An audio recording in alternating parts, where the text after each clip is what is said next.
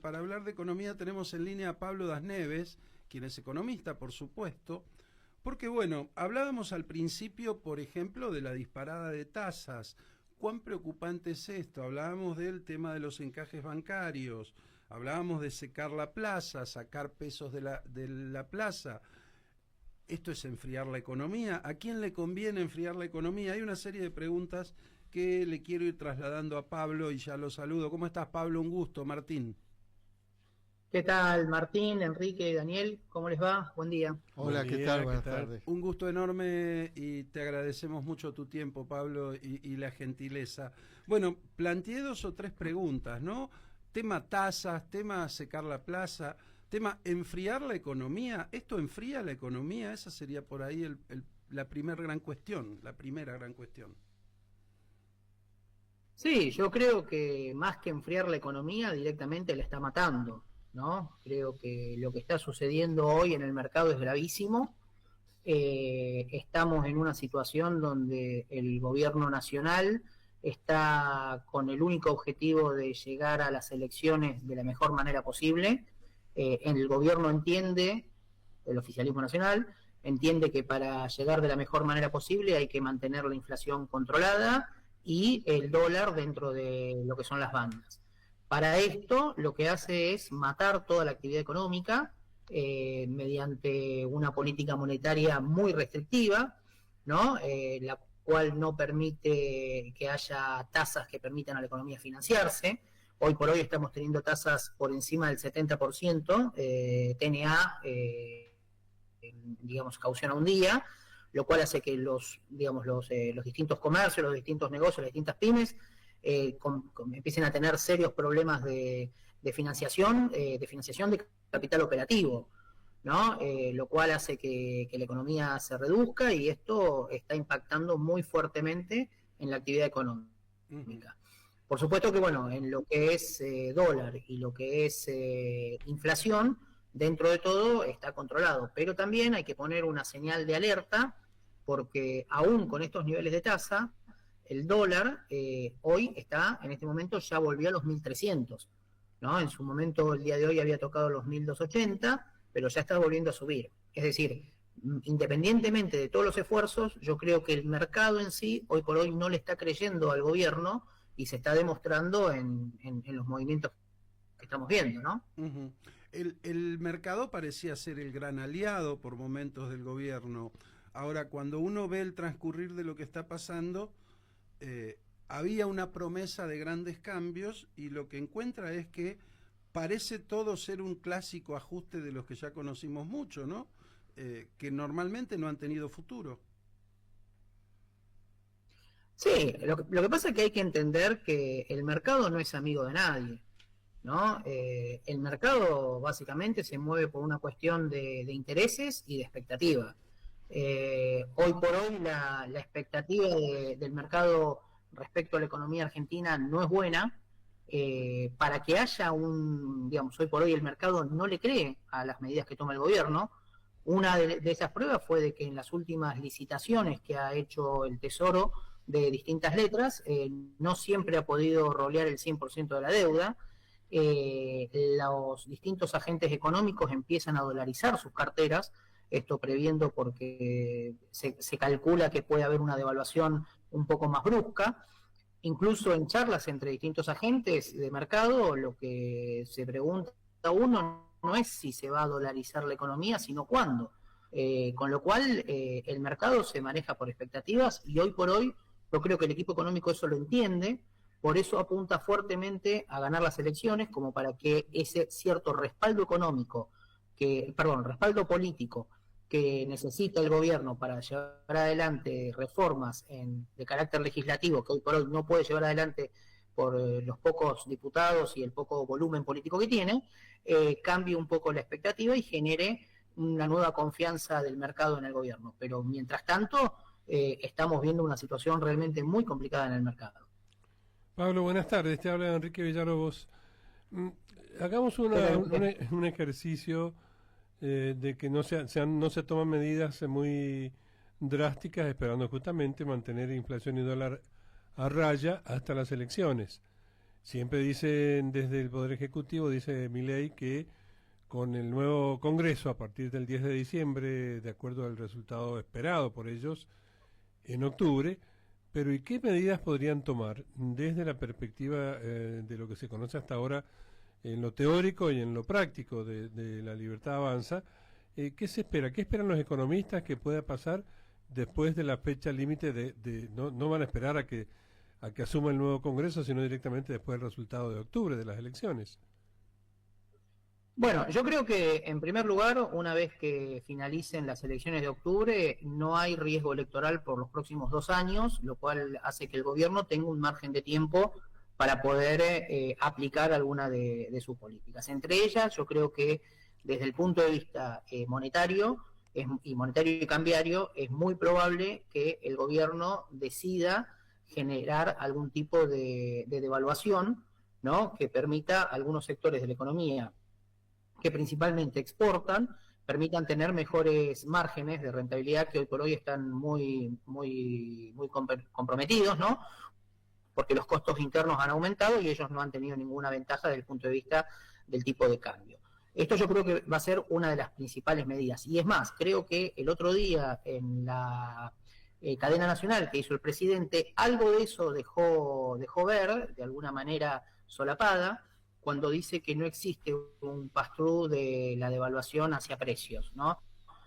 Como diciendo que una devaluación no debería impactar en la inflación. Bueno, yo creo que de alguna manera está preparando el terreno desde lo retórico para hacer una devaluación. Eso podríamos verlo a poco tiempo después de las elecciones.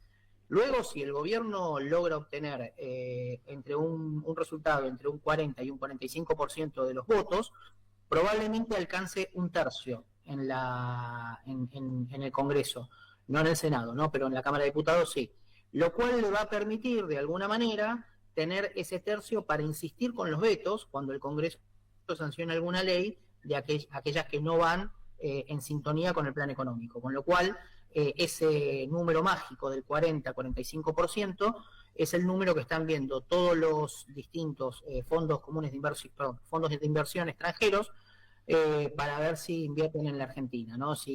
Porque se interpretaría que esto le daría el respaldo político que necesita el gobierno para que las medidas sean sustentables en el tiempo. Y dentro de estas reformas, creo que la primera que llevarían adelante sería una reforma laboral. Pablo, Daniel Gallardo lo saluda. ¿Cómo está? Buenas tardes. ¿Qué tal, Daniel? ¿Cómo estás? Bien. ¿Qué debería hacer el gobierno? Porque hablan de proyecciones hace poco cuando estaban analizando el tema dólar y lo que está pasando con el Banco Central de la República Argentina. ¿Qué medidas debería tomar el gobierno en esta proyección que hace el dólar futuro y sobre todo instalado en diciembre de alrededor de 1.400 y algo, de acuerdo al valor que le da economía?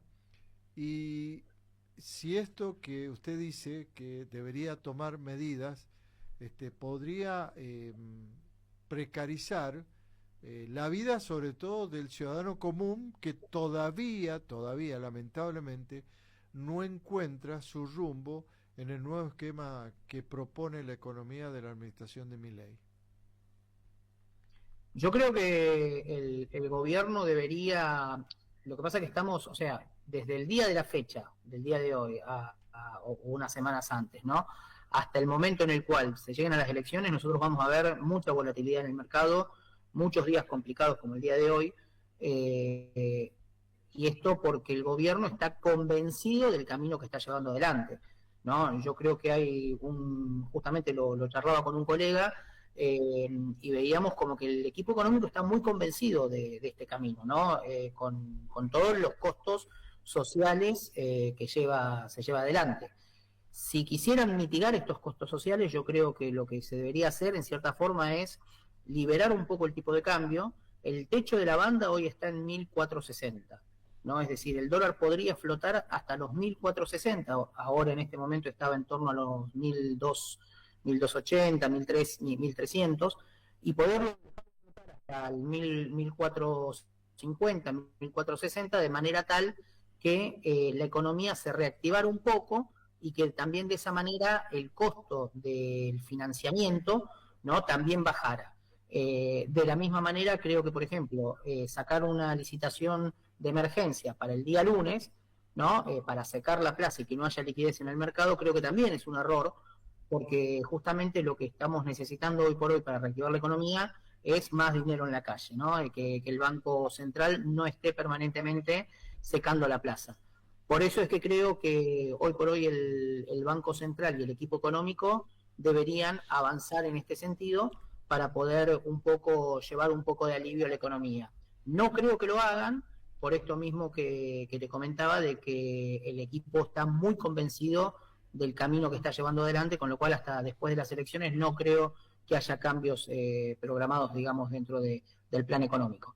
Ahora, ¿hasta cuándo tienen soga para mantenerlo, no? Porque recordemos que el gobierno recaudó 25.000 millones de dólares con el blanqueo, después recaudó con los préstamos del fondo, los préstamos de otras entidades, los bonos que saca, y todo eso parece estar yéndose en mantener este equilibrio sin imprimir. Digo, ¿cuánto le queda de hilo en el carretel a un programa como este? Es correcto lo que decís, es tal cual.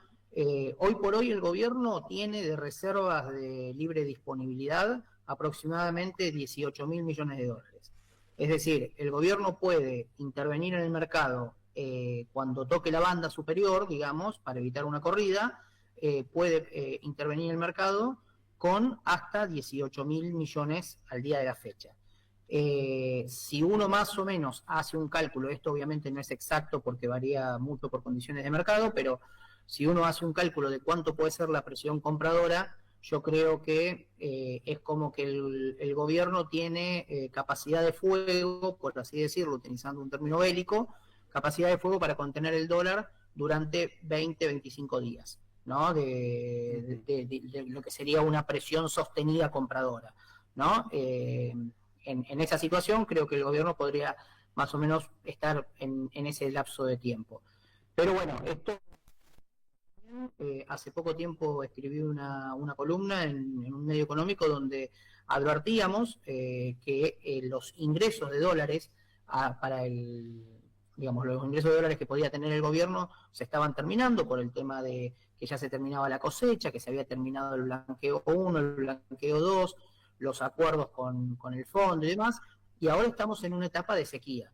Este plan económico funciona si tiene una oferta permanente de dólares, y ahora estamos en una etapa donde no va a haber por un plazo intermedio, digamos, suficientes dólares como para permitir que haya menos volatilidad en el mercado. Pablo, clarísimo, te agradecemos mucho por estos minutos y bueno, seguramente sigamos consultándote en el futuro porque realmente es muy agradable conversar con vos. Muchas gracias. No, gracias a ustedes y un saludo a toda la gente de Mendoza. Bueno, igualmente, que tengas una excelente tarde. Pablo Das Neves, economista, pasaba por Círculo Político.